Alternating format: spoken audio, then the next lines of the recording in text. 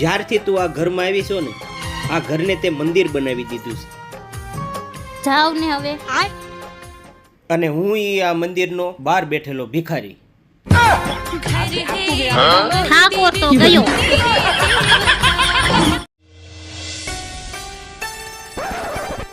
लेकिन ये साला कर क्या रहा है यहाँ पे? મારો ફોન કઈ મળતો નથી. તારા ફોનમાંથી મારા ફોનમાં રિંગ મારતો.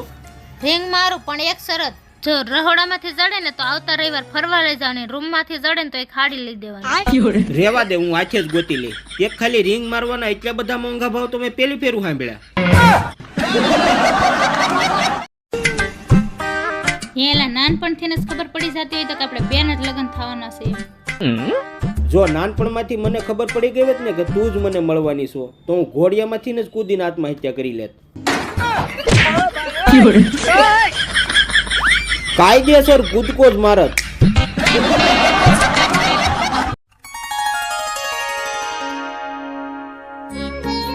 हे देवी, જી સ્વામી. मैं गंगा में डुबकी लगाने जा रहा हूँ. गंगा में स्नान करके मेरे सब पाप धोके मैं शीघ्र वापस आ जाऊंगा. नहीं स्वामी, गंगा जाकर स्नान करने की कोई आवश्यकता नहीं है. आप सिर्फ अपना पाप बताइए, मैं ही धो देती हूँ.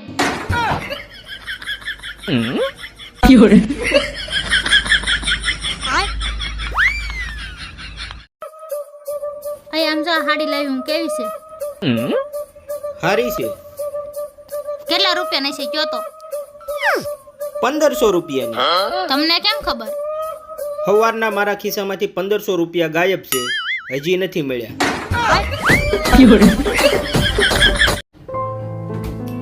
આ મેં ફ્રીજ લીધું ને એના 5 વર્ષ થઈ ગયા.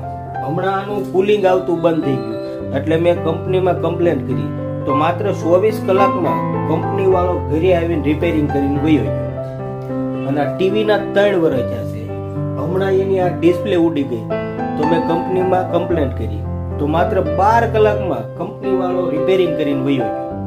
એટલે કંપની વાળા કોઈ પણ એમની વસ્તુ આપે છે તો રિપેરિંગ કરીને આપે છે, પણ અમુક એવી આપણા ઘરમાં વસ્તુ આવી જાય છે ને કે ક્યારે રિપેરિંગ જ નથી થતી. અને આપણે કંપનીમાં કમ્પ્લેન કરવી તો અમુકના એમ કે તમારો જ વાકે છે, કેમ કઈ બોલી નહીં. એમ તમે કે તઈ સાચું જોઈ ને એમાં થોડું ખોટું હોય. હા એમ ડન.